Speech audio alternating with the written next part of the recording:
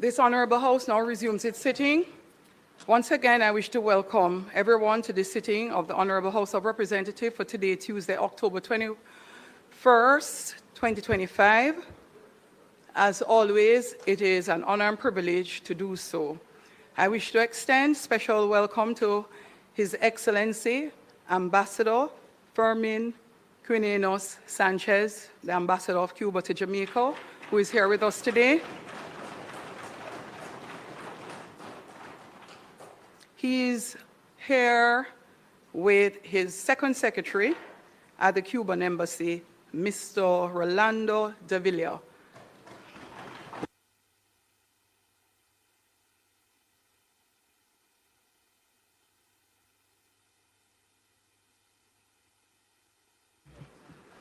I wish to also welcome all who are visiting with us here, both in the gallery and those who have joined us via the various social media platforms and PBCJ live stream.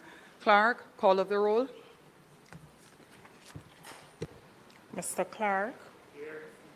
Mr. Green. Here. Dr. Holness. Dr. Chang. Mrs. Williams. Mr. Bartlett. Ms. Grange. Dr. Tufton. Mr. Mackenzie, Mr. Montague, Mr. Vaz, Mr. Chuck, Mr. Charles Jr., Mr. Morgan, Mrs. Marks, Mr. Samuda, Dr. Wheatley, Mrs. Cuthbert Flynn, Mr. Terrelong, Mr. Whittle, Mrs. Dalrymple Filbert, Ms. Morrison, Ms. Lee, Mr. Donovan Williams, Mr. Main, Ms. Crawford, Mr. Delroy Williams, Ms. Hamilton, Mr. Sivright, Mr. Azan, Mr. Brown, Dr. Brownberg, Mr. Buchanan, Mr. Bunting, Ms. Burchell, Mr. Campbell, Mr. Cousins, Mr. Crawford, Ms. Daly, Dr. Dawes, Mr. Golding, Mr. Gordon, Mr. Hales, Mr. Hines, Mr. Hilton, Mr. Jackson, Ms. Jess, Mrs. Malahoo Fort, Mrs. Miller Bennett, Mr. Morris, Mrs. Nita Garvey, Mr. Newell, Mr. Paulwell, Mr. Phillips, Ms. Perkis, Mr. Robertson, Mr. Robinson, Dr. Russell, Ms. Shaw, Mr. Smith, Mr. Dwayne Vaz, and Mr. Warmington. Thank you, Madam Speaker. We will have circulated today Speaker's ruling, order of speaking and use of microphones in accordance with Standing Order 32 of the House of Representatives, which governs the time and manner of speaking. I wish to clarify procedures regarding the use and operation of the microphones within the chamber. Standing Order 32 provides that a member desiring to speak shall rise in his or her place, and if called upon, shall address his observations to the Speaker or chairperson. No member shall speak unless called upon by the Speaker or chair.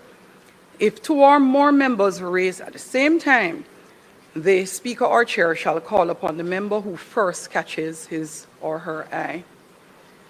To enhance the efficiency and orderly conduct of proceedings and to afford members who avail themselves of a better opportunity of catching the Speaker's eyes, Members who wish to speak shall raise their hand, whereupon their names will be recorded by the table clerk. The Speaker will acknowledge members in the order in which their names are recorded. Members may only address the House and operate the microphone once formally recognized by the Speaker. Any attempt to speak without being acknowledged or to manipulate the microphone system independently is forbidden, as it disrupts the orderly conduct of business and is inconsistent with the principles of the Standing Order, Standing Order 32. Ministers who are answering questions must keep their microphone on until both the question and answer session is completed. Similarly, members who are posing questions should keep their microphone on until they are satisfied their questions have been sufficiently answered. This procedure is intended to prevent multiple microphones being activated simultaneously and to ensure that the sound system operates efficiently. I will circulate. So members, this is literally because of some of the chaos we had last week. So if a member has their microphone on and the person turns it off and then they need clarification or they want to do follow-up, they are now out of line in terms of being able to continue. Someone else takes precedence. In the same way, the minister who we had expected to answer the questions would have turned their microphone off, and based on how the system operates, we now would have to turn all mics off to get the minister to be able to respond. So, for some persons who weren't listening, I'm going to repeat. Ministers who are answering questions must keep their microphone on until both the question and the answer session is completed. That way, anyone who has a question of the minister and the minister needs to be able to respond, their mic is always on and is therefore not in the sequence that disturbs the members of the House making an effort to have a question answered by that minister. Similarly, and the member who is speaking, I want you to listen. Similarly, members posing questions should keep their microphone on until they are satisfied that their questions have been sufficiently answered. This procedure is intended to ensure that the operations of the House is efficient. Last week, we would have had persons who needed to do clarification, follow-up, but by then you had turned your mic off and another member's mic is now on. The mic system is a very efficient system because it allows each member, without any bias, to be able to speak one after the other. However, when we have a situation where persons turn their mic off or the minister answering questions has completed their presentation statement by minister and turned their mic off, it literally disrupts the system. To complete, when two or more members raise to speak, I retain complete discretion over who is called. And this is consistent with Standing Order 32 and the established parliamentary practice. You may also look at Erskine May Parliamentary Practice, 25th edition, page 484. The rules regarding recognition, raising in one's place, and addressing speaker or chair are not optional. They are essential to maintaining the dignity, decorum, and efficiency of the House. Members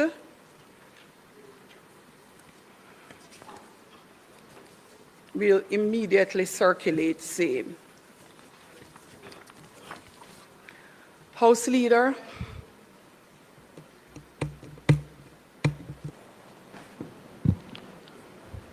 Thank you, Madam Speaker, and thank you for that clarification. I think it will help in relation to the orderly functioning of the House. Today, Madam Speaker, we do have a statement by Minister, the Honorable Matthew Samuda, the Minister of Water, Environment and Climate Change.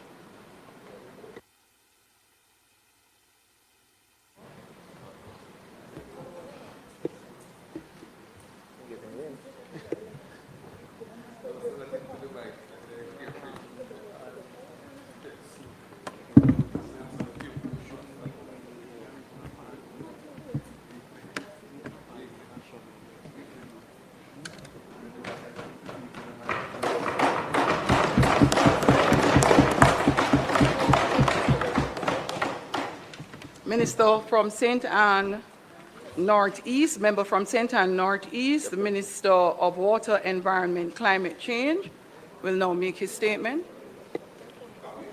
Madam Speaker, I crave members' indulgence because even while I was sitting here, the most recent update would have just come to us from the NOA in terms of their exchange with the Met Service. So this statement is actually being printed upstairs now currently, but I have shared the digital copy in our caucus, and I've shared it with opposition leader of business to share digitally in your caucus group so that you can follow digitally in the interim while the printing is taking place. With your leave, Madam Minister, your indulgence, members, we are on the agenda item statement by ministers for the record. Madam Speaker, I rise this afternoon to update this Honourable House and the people of Jamaica on the development of Tropical Storm Melissa, which has formed over the Caribbean Sea and is now posing a threat to several territories in our region, including our beloved island. Madam Speaker, Melissa's formation is a sobering reminder that this year's Atlantic hurricane season will not be ending quietly. As of this morning, reports from the National Hurricane Center, the division of the National Oceanic and Atmospheric Administration in the USA, which tracks and predicts tropical cyclones, indicated that the storm is churning approximately 480 kilometers, which is approximately 300 miles south of Port-au-Prince, Haiti, or 630 kilometers southeast of Morant Point, with maximum sustained winds of 50 miles per hour and or approximately 85 kilometers per hour. Now that the area of low pressure has strengthened to a tropical storm, the system has slowed significantly and further decreased in the forward speed, and further decreases in the forward speed is indeed projected. Hence, the system is likely to linger in the Caribbean waters for the next few days and take a little while longer to reach our shores. We are now expecting to start experiencing heavy rains sometime tomorrow night at current projections, but to note that the situation is indeed fluid and the Hurricane Center and our own Met Service is indeed monitoring closely. Now that the area of current projections show that it could intensify to a Category 1 hurricane by latest Saturday, fueled by unusually warm waters of the Caribbean at this time of the year. I must emphasize that the increased heat is no doubt in our mind related to broad-based global climate change. At present, a tropical storm watch has been issued for Jamaica. While the forecast remains uncertain, meteorological models suggest that Jamaica could experience heavy rainfall, gusty winds, and possible flash flooding, especially in the east, as the storm tracks northward later this week. We are particularly mindful of the potential for landslides in our mountainous parishes, especially in areas where soil saturation is already high, as we would have seen the October rains on in earnest even this afternoon. Madam Speaker, while the center of Melissa's projected path currently points towards Hispaniola, the storm's proximity to Jamaica demands our highest level of vigilance. As we have learned through experience, tropical systems of this nature can shift course with little warning, and even indirect impacts can bring significant disruption to lives, livelihoods, and property. Our emergency management teams under the coordination of the Office of Disaster Preparedness and Emergency Management, ODPEM, are on full alert. Importantly, I want to assure you that your government is working tirelessly to ensure that the systems we have developed to protect you are indeed activated. The Met Service of Jamaica, for which I have portfolio responsibility, continues to monitor the storm's movement closely and will provide continuous updates as new data becomes available. This administration is one that puts the concept of joined-up government certainly into practice. So the Met Service and ODPEM have been collaborating closely to ensure a smooth flow of information and preparatory activities. Relevant ministries and agencies have been advised to activate their preparedness protocols. In this respect, I'm also speaking and sharing on behalf of my colleague, Minister Desmond McKenzie, the minister responsible for ODPEM, who is overseas on personal business. We are in close contact and continue to monitor to ensure that we're able to help Jamaica navigate this tropical storm threat. As you are aware, ODPEM is the country's primary disaster preparedness response agency and works closely with all local authorities in the preventative phase of disaster management. In this respect, disaster coordinators are on alert to assist potentially vulnerable persons in our communities across the island. Additionally, the island-wide network of 881 shelters will be made available as the need arises, and the shelter managers are already on alert and preparing the designated spaces. Later today, at 3:30 p.m., the National Response Team will be meeting to evaluate the situation and the next steps. This team is coordinated by the ODPEM and involves a wide range of stakeholders, including the Met Service and municipal corporations. On behalf of Minister Morgan, I am advising also that the NWA is currently assessing drains and will take necessary emergency action based on the current threat assessment. Madam Speaker, it is not lost on us that Melissa is the 13th named storm of the season, but notably the first to form in the Caribbean Sea. This detail is significant. The extended period of calm in our region allowed sea temperatures to rise to record levels, creating what scientists now call rocket fuel for storm intensification. This is yet another stark demonstration of the urgent climate reality confronting small island developing states like Jamaica, a reality that demands both local preparedness and continued advocacy for global climate action. It is important to note that Jamaica is coordinating with our foreign partners while monitoring the storm with its fully operational Doppler radar system. In the coming days, we will continue to prioritize public safety, accurate communication, and coordination among all government and community partners. We urge citizens, particularly those in flood-prone and low-lying areas, to remain attentive to official advisories, avoid misinformation, and take all necessary precautions. I encourage all citizens to monitor updates from the Met Services, ODPEM, JIS, and indeed the JCF. There is no need for citizens to panic, but there is a need to prepare and to follow official sources of information. Madam Speaker, I want to assure you that your government, led by the Most Honourable Prime Minister, who is also Chairman of the National Disaster Risk Management Council, stands ready to respond to any eventuality. While we hope that Tropical Storm Melissa will spare our island significant impact, as it appears it may, we must prepare for the worst, even if we pray for the best. Thank you, Madam Speaker. Thank you, Minister.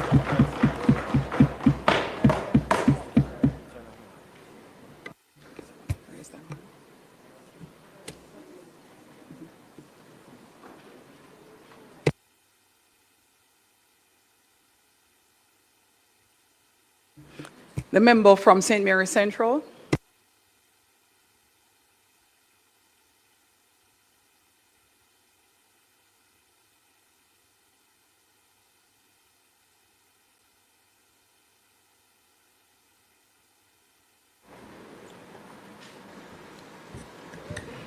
Madam Speaker, I rise today thanks to the people of Central St. Mary who have reposed their confidence in me as their Member of Parliament, and Opposition Leader Mark Golding, who has appointed me to shadow the portfolio,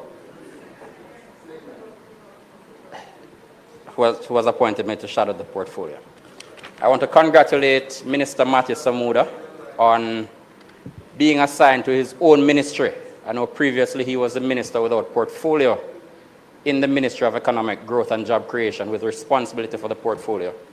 But climate change, as I've always thought, deserves its own ministry. And I want to applaud him on being appointed to that ministry. We on this side stand ready to work with the government to ensure that our people, the people of Jamaica, have access to proper information, to accurate information, and to timely information as we prepare for what may come.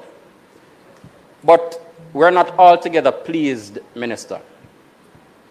Events of this nature, we believe, are things we can prepare for.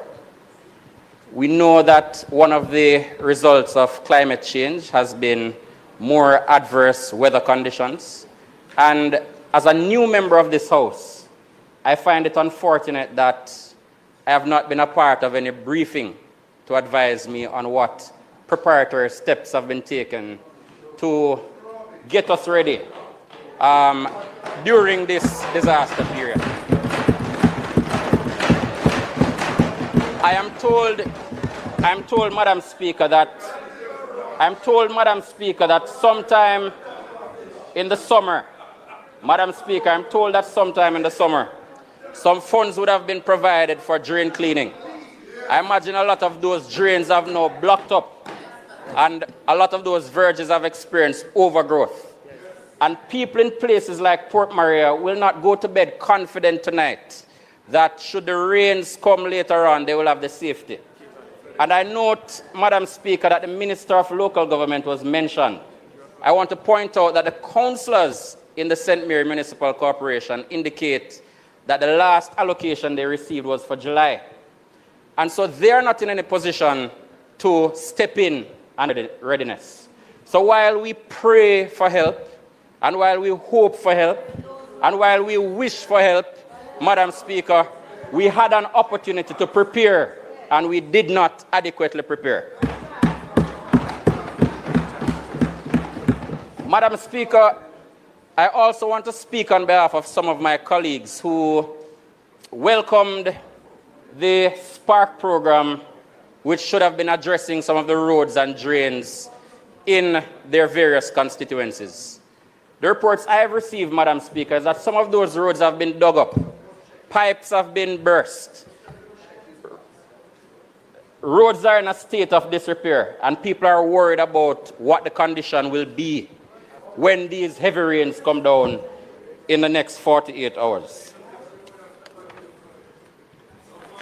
We also came here today, Madam Speaker, to hear, since there was no preparation for what may come, and not all the fault of the minister, because the Ministry of Works and Local Government had a role to play in the preparation.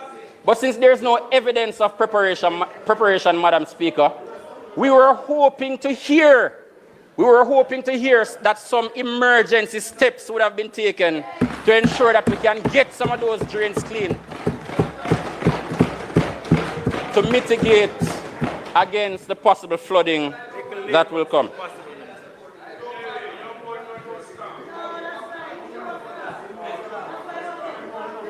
Madam Speaker,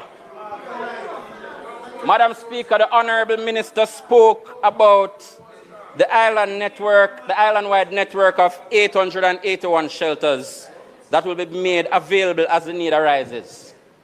I would love an update on the state of these shelters, Madam Speaker. Madam Speaker, I would love an update on the state of the bedding and on the availability of food in these shelters to take care of the people, the vulnerable, who may have to retreat to these shelters. 11 seconds.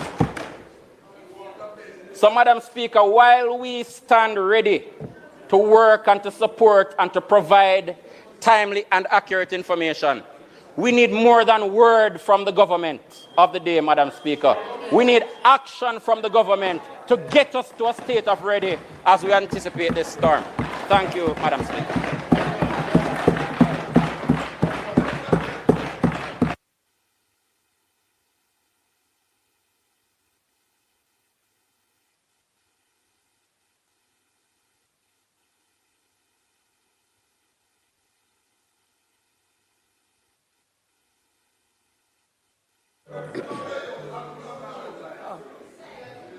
Thank.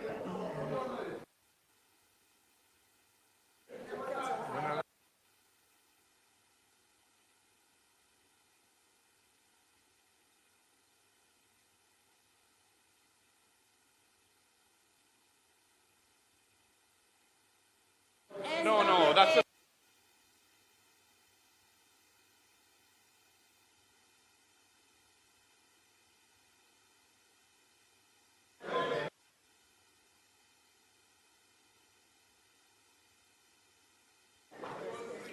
Would you be so kind as to take your seat, member?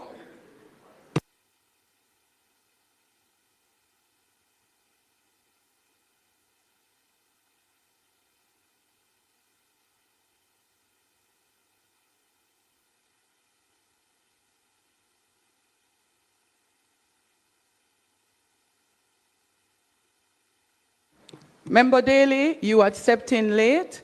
I'm asking you not to turn your mic on. You will be able to take a look at the ruling, which was read out before you came into the sitting. That's why your mic is going off.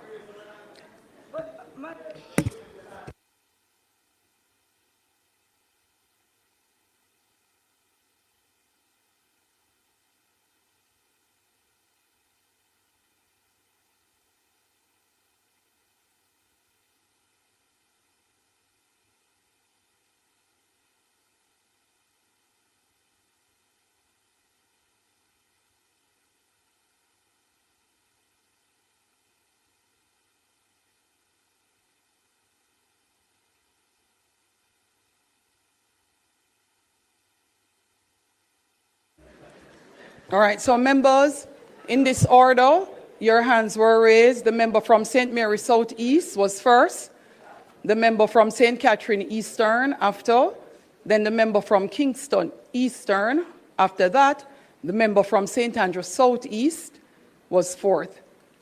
And I was asking, that's why she came down to confirm if you were gesticulating for the member beside you or yourself.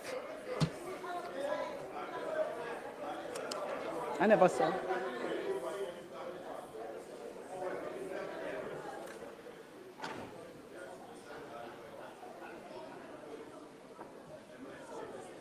And the last person was Dr. Brownberg, member from Southwest St. Andrew.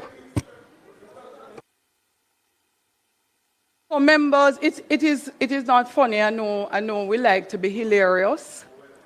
However, this is important to ensure that we don't spend our sessions at Parliament going over mic proceedings. It is very disorderly.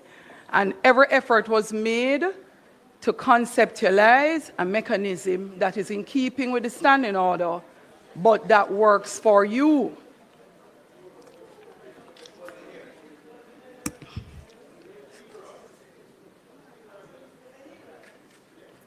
I can send for him. It will be the same.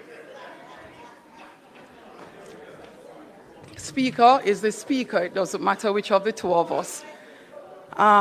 Minister, equally, I'm asking you, once you have turned on your mic to commence responding to questions, that you do not turn it off until the session is complete, as a reminder. Let's see how that system works today. There's one member who said his hand was up. Member from Clarendon? You said your hand was up? Because I didn't see you. Yeah. I didn't see him either.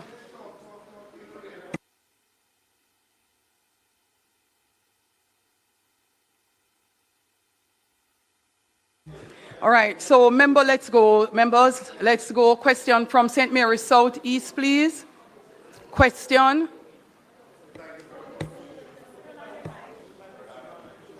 Thank you very much, Madam Speaker. I have the honor of rising as a member from Southeast St. Mary. Let me stop that right now. You will have an opportunity, every member of this House, to do your constituency debate and to grandstand. Thank you.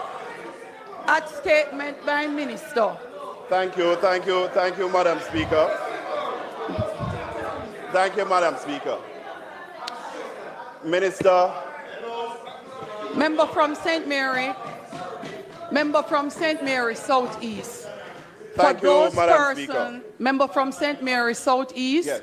For those persons who are not au fait with the standing orders and the operations of Parliament, I will advise you. Statement by Minister is followed by a 5-minute response. It is the only response that is made in the House to a statement by Minister. After which, only questions are taken. And your questions need to be exactly that. Thank you, Madam Speaker. Once again, Madam, please avail yourself of Standing Order 11A with also emphasis on Standing Order 17, subsection 2. thank you, Madam. Proceed, Madam please. Speaker, simply saying that I am pleased to stand in the capacity as member from Southeastern St. Mary. And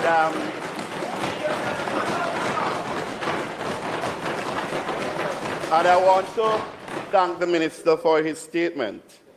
Landslides are a feature of these systems that are before us and that we are discussing today. In fact, over the past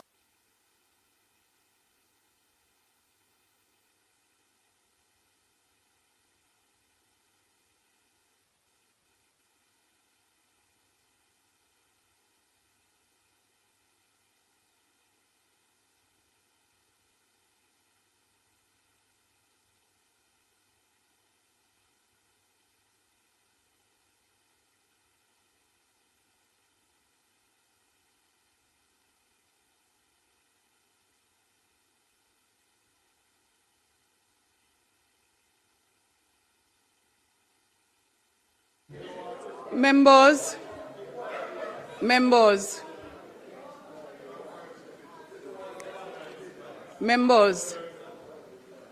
I am sure all of us, member, please take your seat.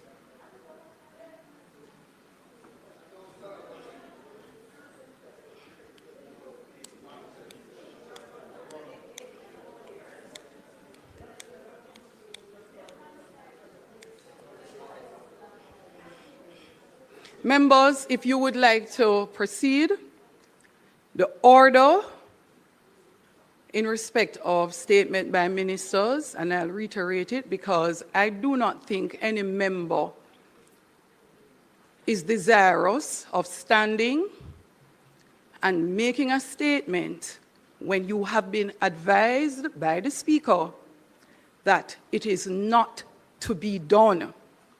You are required to stand and ask your question. And it is for the efficient order of this honorable House. And it is for every single member of the House. So members, whether from the government side or the opposition side, may ask a question. And it is only a question that you're allowed to ask at this juncture.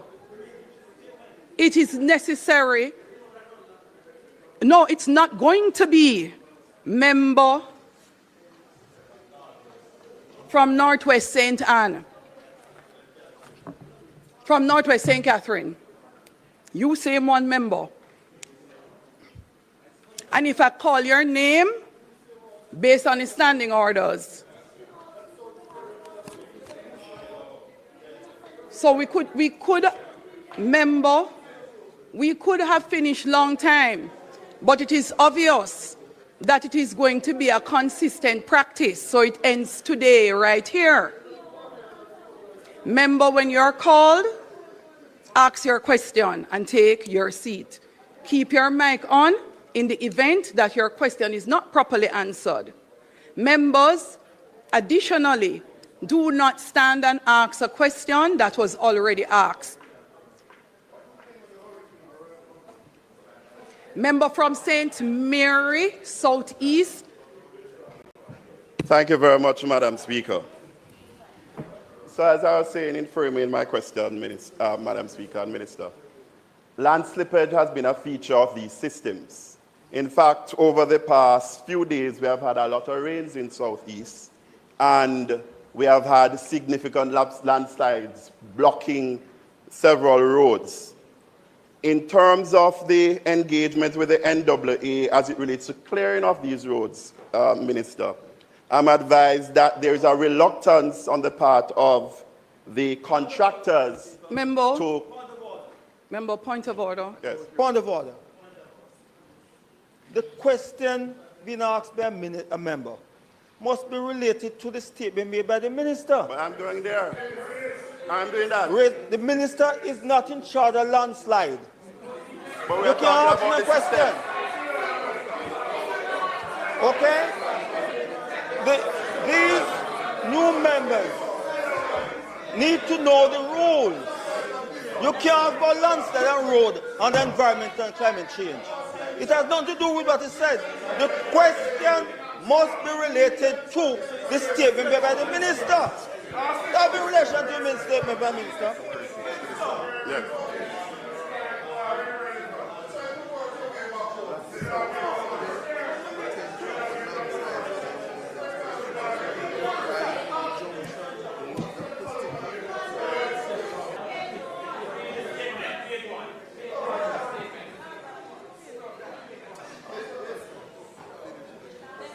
May I proceed, Madam Speaker? The member who raised the... No, member, your Can I proceed? leader of opposition business stood. Would you be so kind as to allow him? Madam Speaker, I am very much aware of your intention, but I just am asking, Madam Speaker, especially as questions are framed, for there to be some leeway in allowing the member, especially where the issue is already raised in the statement, as it was. And it was just in reference to that statement that the question was being framed. I'm asking, Madam Speaker, He for didn't some- stand on a point of for some order. leeway. However, he was given the latitude as he was speaking on behalf of the members on his side of the House. So that's why I permitted the member to speak. Thanks, opposition, leader of opposition business. Members, I am happy to sit here very quietly until you're ready to continue with the sitting. Member from St. Mary Eastern, from St. Mary Southeastern. Thank you, Madam The Speaker. member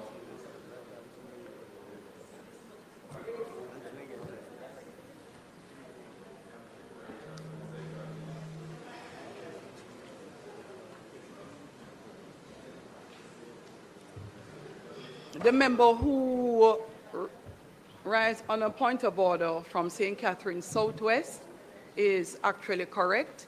I have heard the pleadings of the leader of opposition business in the House. However, the statement by the minister is as it relates to the weather system, even if reference is made to landslides.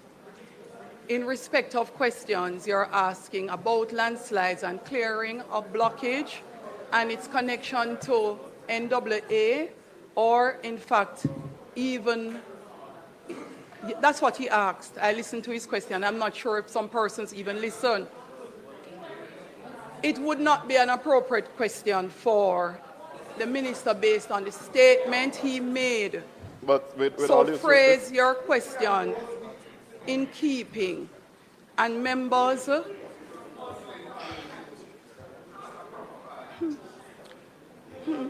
Madam Speaker, the issue that we are discussing in terms of the system... no, member, ask your question. And that's not an appropriate question. Can they, and thank you for allowing me, Madam Speaker. Ask your question. Can the minister advise me and the House because as I said, there is a difficulty in terms of contractors indicating that they are not getting paid to clear the road. Member, please take your seat. Member, take your seat. The member from St. Mary's Southeast, please take your seat. House Leader.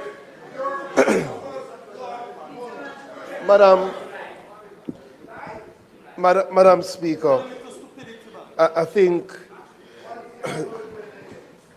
as has been said, I think the House would flow a lot better if members would go directly to the question, right? There is no need for a preamble, right? Just ask the question as you were about to do, and then we would recognize that the question that you were about to ask is not in the remit of the minister who gave the statement. So I would say to members, just go directly to the question.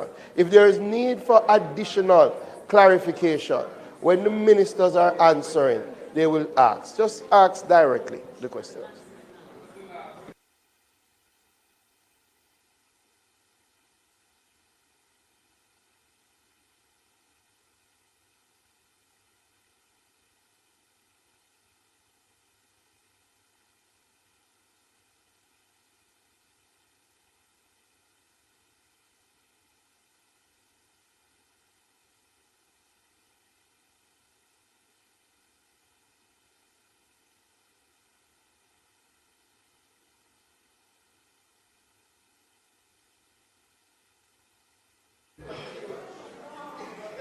The member from St. Catherine East, you may now turn your mic on.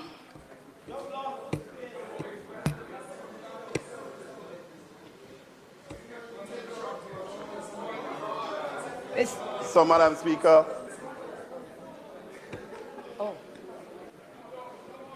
No, you don't have any more questions. Do you have any other questions, member? So, member, once again, I hope you took note, ask your question. And member, this is an observation that has been said to every single member of parliament in the previous dispensation. And I would want to also say it for the benefit of every member here. None of us as members of parliament are to be involved in any procurement and contract arrangements. So please refrain from those type of statements or questions. No, member, hold on. So the arrangement of turning on your mic is what allows you to speak. If your mic is off, you should not speak in the House. That is the standing orders. Thank you very much, Madam Speaker, and that's why I was given the context, but I'll ask the question specific. Is the minister aware that the outstanding payments to contractors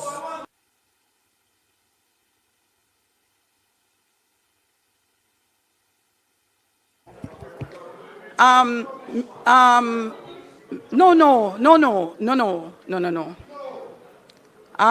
Member from St. Mary's Southeast, take your seat. Member from St. Catherine.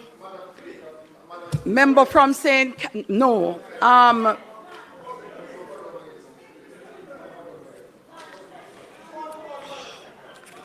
The member from St. Catherine Southwest, what is your point of order? The issue I've already ruled on that issue. Payments by NW has nothing to do with Minister of Environment, Climate Control and Water. And he makes no mention in the statement by Minister. Questions must be related to the statement made by the Minister. And you already ruled on that. Did he talk about payment? You nincompoop? Did he speak about payment? The member from St. Catherine East. The member from St. Catherine East, please ask your question. I want to say something.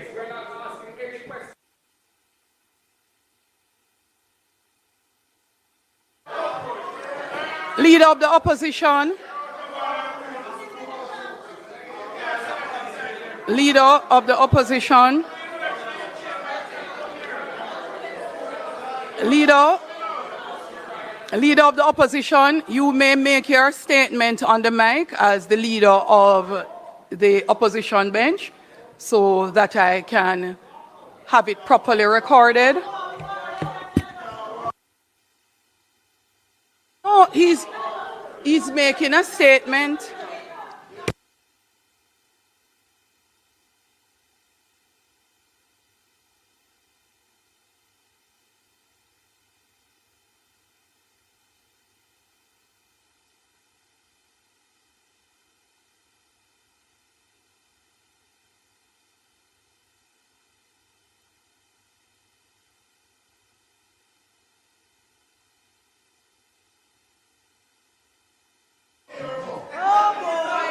Madam Speaker.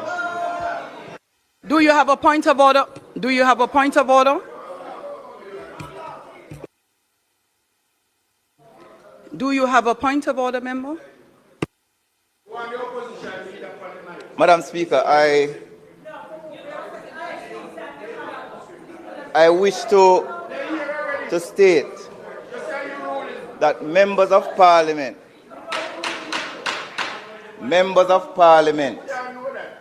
are What's not... your point of order, member? I find the line of questioning by the member to be very dangerous, as members of parliament are not party to contracts between the National Works Agency and the contractors. So it is very dangerous for a member without having access, unless they have access to the books of the National Works Agency, to stand in Parliament to make claims about payment of contractors without providing any evidence of it. Are you a party to a contract between the government and contractors? It's a very dangerous activity, Madam Speaker. Very dangerous. Thank you, member. House Leader. So, Madam Speaker, I appreciate that we do have new members in the House. And, you know, it does not have to be in a spirit of acrimony. The Speaker is trying to give directions in relation to the question that is being asked, guidance.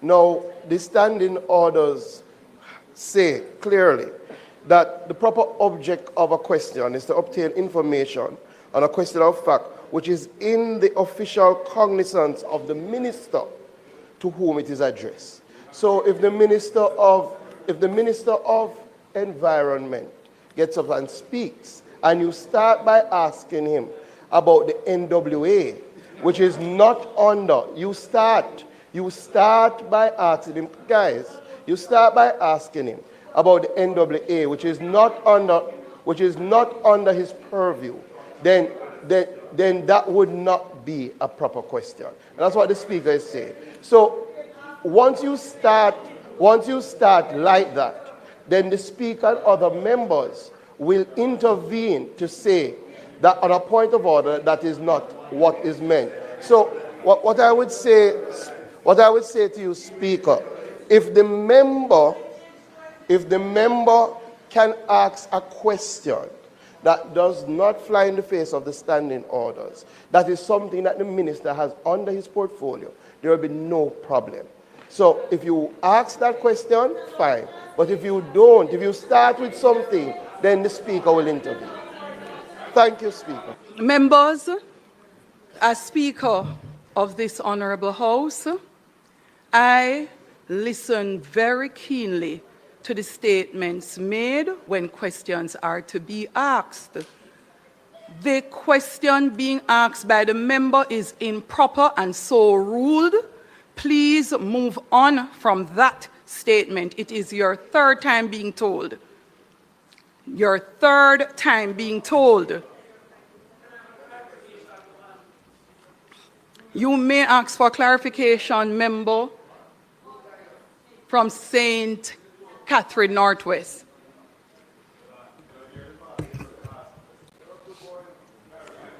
Madam Speaker, am I?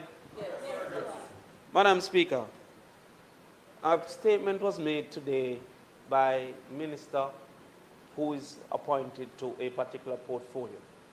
In that statement, paragraph 5, the minister said, and I quote, "We are particularly mindful of the potential for landslides in our mountainous parishes, especially in areas of soil saturation is already high." Therefore, I am confused as to how it is that it is not appropriate within a question to this particular statement, regardless of the minister's portfolio. The minister was appointed by the government to make this particular statement. Therefore, without being properly briefed. Member, thank you very much. You may take your seat. No, member, you may take your seat. Member, take your seat, please. Member, take your seat, member. Member, take your seat. Member. Questions. Page 8 of Standing Orders. Number 14, nature of questions. Questions may be put to a minister relating to any subject or department with the responsibility for which he has been charged, or with regard to which he has been assigned the responsibility of answering the questions. Member.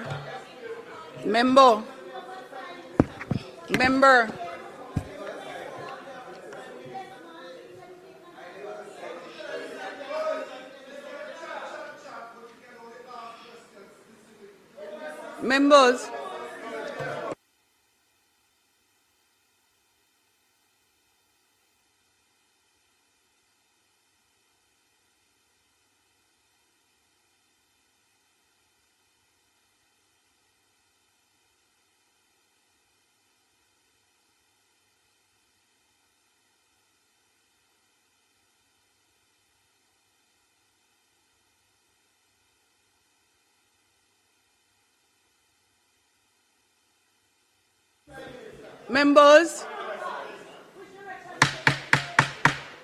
Members, are there any more questions? Members, are there any more questions? Madam Speaker, I had written to you earlier. I'm not too sure if you are. Member, please do not speak about writing to me earlier unless it is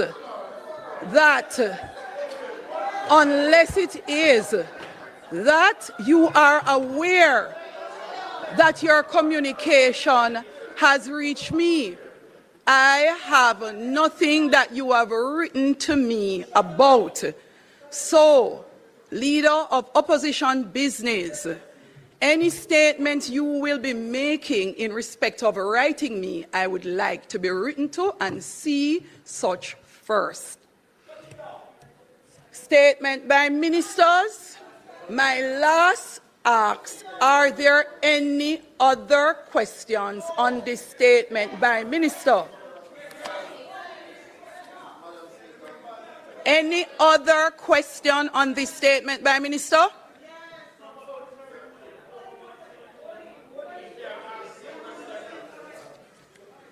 Leader of Opposition Business, you would have to come and indicate to me exactly of what you speak. Because, yes, you may approach. So members, member, that's not how the speaker operates. So I'm going to say it for the final time. Your question must be as it relates to the statement that was made by Minister today. Your question must be exactly in keeping with the statement by Minister. That is the ruling. Your question should not be questions about National Works Agency, Ministry of Health, and all the other ministries that this minister is not responsible for. All your questions must be questions in respect of his statement and ministry. So this is my last time. And that is a ruling of the Speaker.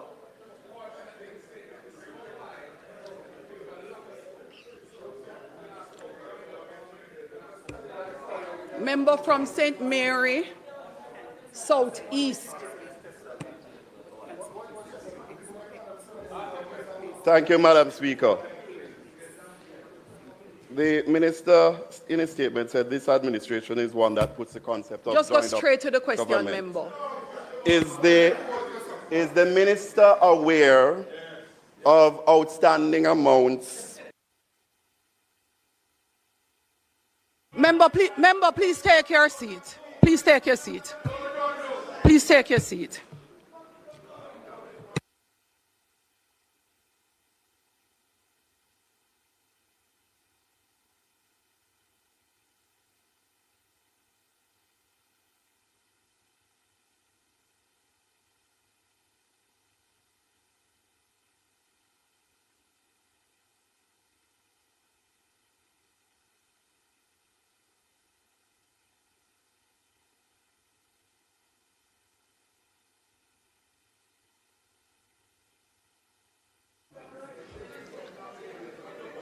Members, are there any other questions in respect of the statement by Minister?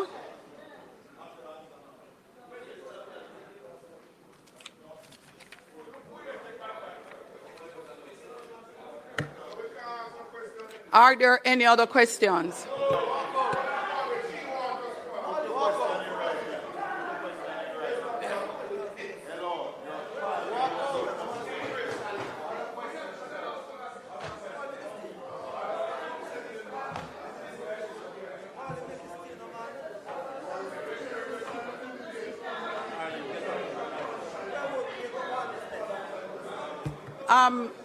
The member from St. James West Central. Thank you, Madam Speaker.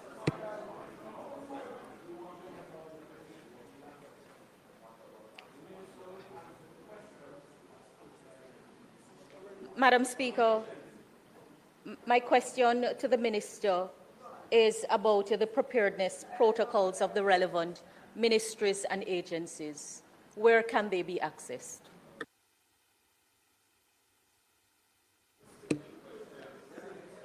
The member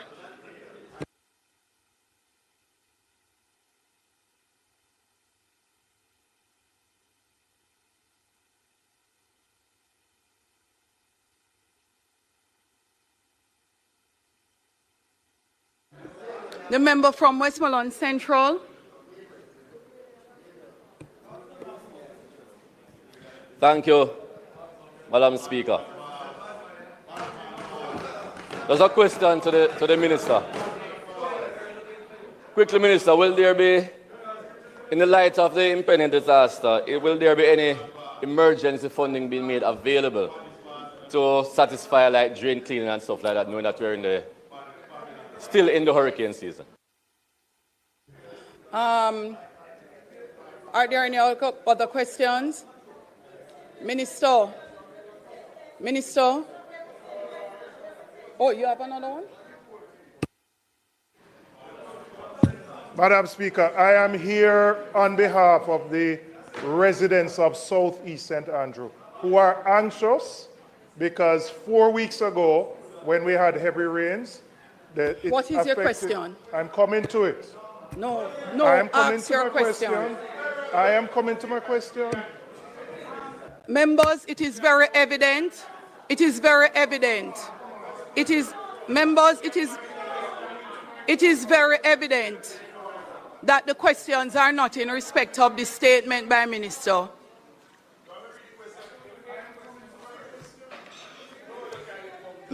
The member from Westmoreland Western, from Westmoreland Central, his question was not in respect of a statement made by the minister, and neither is this question being asked by, neither is this being asked by the member from St. Andrew Southeast.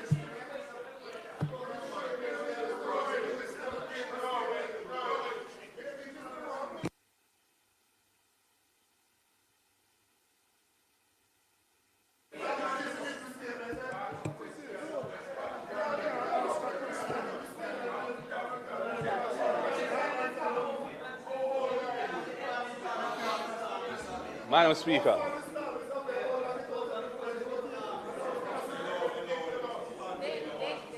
Madam Speaker. Members, there's a question from the Leader of Opposition, the member from St. Andrew South. I'm very concerned by the way in which the proceedings are being conducted. We are attempting to ask questions. We are attempting to ask questions arising from the statement. The statement was a wide-ranging statement. It not only touched and concerned the specific minister's portfolio, he also said he was speaking on behalf of the Minister of Local Government, who is overseas, who has direct responsibility for disaster preparedness.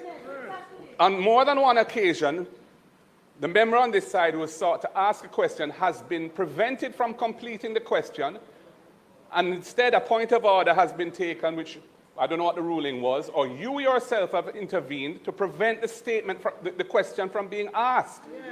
I want to know what the question was that the member for South East St. Mary was seeking to ask. I don't know what his question is.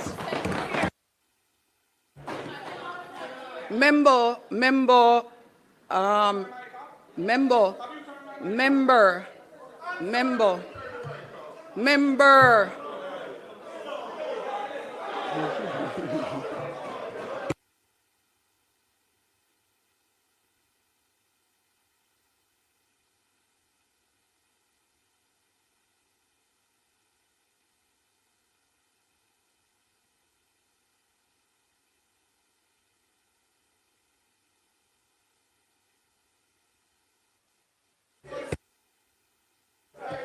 If we have no other questions, announcements.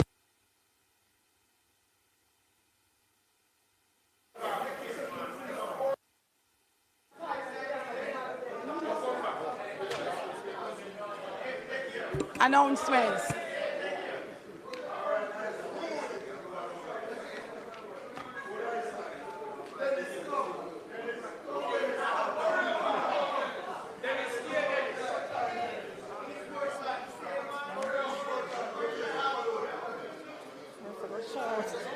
Laid on the table of the House are the following: annual reports and Members, audited. announcement, please.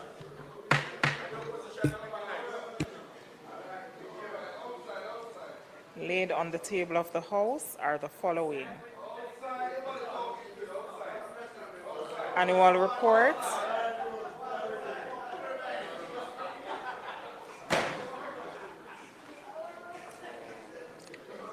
laid on the table of the House are the following: annual reports and audited financial statements for eGov Jamaica Limited for the financial year 2024-2025. The National Housing Trust Housing Benefits Special Selection for Catherine Estates Housing Development Batch 1 Order 2025, Macemuir Flats Housing Development Order 2025, and Industrial Cove Manor Housing Development Order 2025 under the National Housing Trust Act. Jamaica Public Bodies First Supplementary Estimates of Revenue and Expenditure for the year ending March 2026. Jamaica Second Supplementary Estimates 2025-2026. The Auditor General's Department Certified Appropriation Accounts under Head 4000B for the Ministry of Labor and Social Security for the year 2014-2015, and finally under Head 51000C, Ministry of Agriculture and Fisheries for the year 2021-2022. Thank you, Madam Speaker. Thank you. Thank you, Clerk. Bills brought from the Senate. petitions, papers, reports from committees, notices of motions given orally.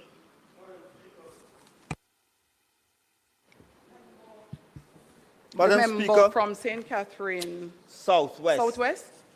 Madam Speaker, I wish to give notice that the next sitting of the House shall move. Whereas Section 39, subsection A, subsection B of Jamaica Constitution, Order in Council 1962, states that, subject to provision of Section 40 of this Constitution, any person who at the date of this appointment or nomination for election, A, is a Commonwealth citizen of age of between 21 years or upwards, and B, has been ordinary resident in Jamaica for the immediate preceding 12 months, shall be qualified to be appointed as a senator or elected as a member of the House of Representatives, and no other person shall be qualified. And whereas the current voting age in Jamaica is 18 years, and whereas Section 40, subsection 2, subsection 8 states, no person shall be qualified to be appointed as senator or elected as member of Parliament, a member of the House of Representatives, who is, by virtue of his own act, under any acknowledgement of allegiance, obedience, or adherence, to a foreign power or state. And whereas the Supreme Court of Jamaica interprets this to mean even the renewal of a passport by an individual born in a foreign country to be by Jamaican parents, and whereas circumstances have changed since the adoption of this Constitution in 1962, which has seen several amendments, and whereas a Jamaican should never be deprived of an opportunity to be elected to his House of Representatives by reason of holding a foreign passport. Be it resolved that Section 38, subsection A, be it resolved that Section 39, subsection A of the Constitution be amended to read, is a Commonwealth citizen of the age of 18 years or upwards. Be it further resolved that Section 40, subsection 2, subsection A of the Constitution be deleted. Thank you, member.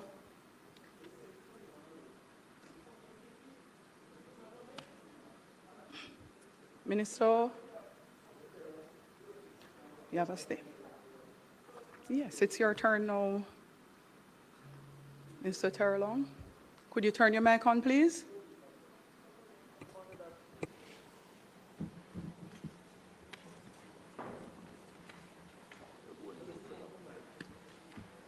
I don't know for this. Madam Speaker, I beg to give notice that at the next meeting of the House,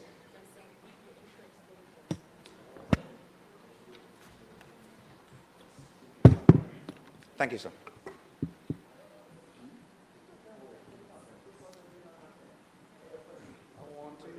Madam Speaker, I beg to give notice that at the next meeting of the House, I will move the following motion.